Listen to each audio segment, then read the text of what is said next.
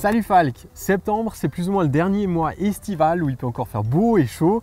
C'est quoi tes meilleurs conseils pour ce mois au jardin? Oui, alors en septembre, tu peux faire les derniers semis avant l'hiver. Ça, c'est un point très important.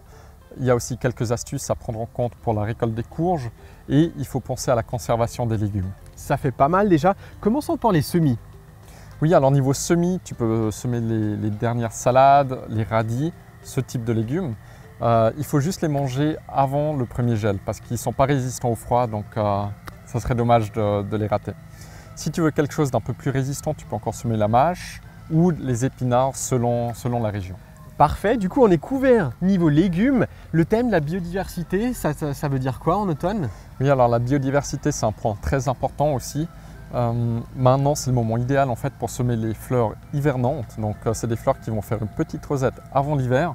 Et cette rosette, au printemps, dès qu'il fait un peu plus chaud, elle va monter et faire des belles fleurs. Là, typiquement, on parle des coquelicots, de la nigelle ou encore du bleuet. Donc ça, c'était toutes des fleurs qui étaient accompagnatrices des cultures de blé. Mais avec l'utilisation des herbicides, elles ont quasiment disparu de nos paysages.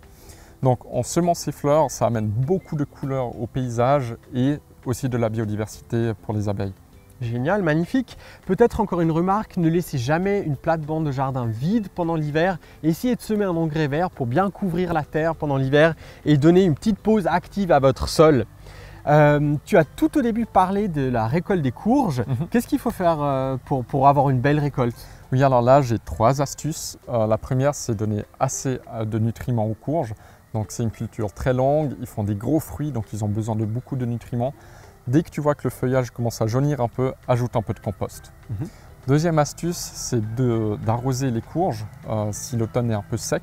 Donc ils ont besoin de beaucoup d'eau pour faire des gros fruits, donc il faut arroser si c'est trop sec.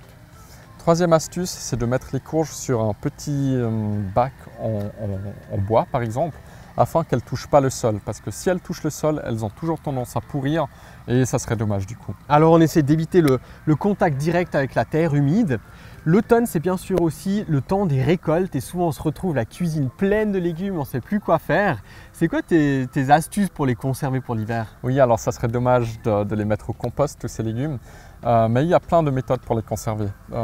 Tout ce qui est légumes racines, on peut tout simplement les mettre à la cave. Il faut juste veiller à ce que la cave soit assez humide. D'accord, et toutes les autres espèces? Pour tous les autres légumes, je dirais que la congélation, c'est la méthode la plus simple. Pour ça, il suffit de blanchir les légumes, donc les mettre 1 minute dans de l'eau bouillante et ensuite dans de l'eau froide. Donc ça, c'est une méthode assez pratique. Et ça permet bien sûr de conserver la couleur et le goût en blanchissant les légumes. Exactement. Qu'est-ce qu'il y a d'autres méthodes? Sinon, il y a aussi encore le séchage, la stérilisation ou la fermentation qui est très à la mode maintenant. Parfait, du coup on peut vraiment se défouler à la cuisine si on en a envie. Merci pour tous ces conseils et puis à bientôt. À la prochaine.